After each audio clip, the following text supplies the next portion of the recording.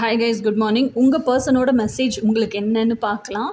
உங்கள் பர்சனோட மெசேஜ் வந்து அவங்க வந்து இப்போ நான் யார் அப்படின்னு அவங்க உணர்ந்துட்டாங்க. நான் யாருன்னு உணரும் போதே திஸ் இஸ் மை ஆத்தென்டிசிட்டி, என்னோட எசன்ஸ் இப்படி தான் இருக்குது, என் கனவுகள் இப்படி தான் இருக்குங்கிறதையும் அவங்க உணர்றாங்க. அப்போ என் கனவுகள் இப்படி தான் இருக்குங்கும் போதே அவங்களுக்கு வந்து அவங்களோட ஆம்பிஷன்ஸ், கோல்ஸ் இதெல்லாம் அவங்க கண்ணு முன்னாடி அன்ஃபோல்ட் ஆகுது, நல்லா விரியுது, தெரியுது. ஓகே, ஸோ இதைத்தான் நம்ம அச்சீவ் பண்ணணும், இதைத்தான் நம்ம வாழ்கிறதுக்கு ஆசைப்படுறோம், இதை வாழ்ந்து இதை எக்ஸ்பீரியன்ஸ் பண்ணி என்ஜாய் பண்ணி அந்த நிறைவு கிடைச்சாதான் நம்ம ஹாப்பியாக இருப்போம், சாட்டிஸ்ஃபைடாக இருப்போம், காம் டவுன் ஆகும், பீஸ்ஃபுல் ஆகுங்கிறதெல்லாம் அவங்களுக்கு தெரிஞ்சு தான் இருக்குது. ஸோ இப்போது அவங்க அதை நோக்கி அதை எப்படி அச்சீவ் பண்ணுறது அப்படிங்கிறதுல தான் பயணிக்கிறாங்க. அதே மாதிரி இந்த கனவுகளை பூரா வாழ்கிறதுக்கு என்னையை நான் எப்படி தகுதிப்படுத்திக்கிறது அப்படிங்கிறத நோக்கி தான் இருக்கிறாங்க. ஸோ இதிலேருந்து உங்களுக்கான செய்தி என்னென்னா, இது வந்து உங்கள் பர்சன் அப்படி இருக்காங்கங்கிறதுக்கு அவங்க மெசேஜ் உங்களுக்கு சொல்லிட்டாங்க.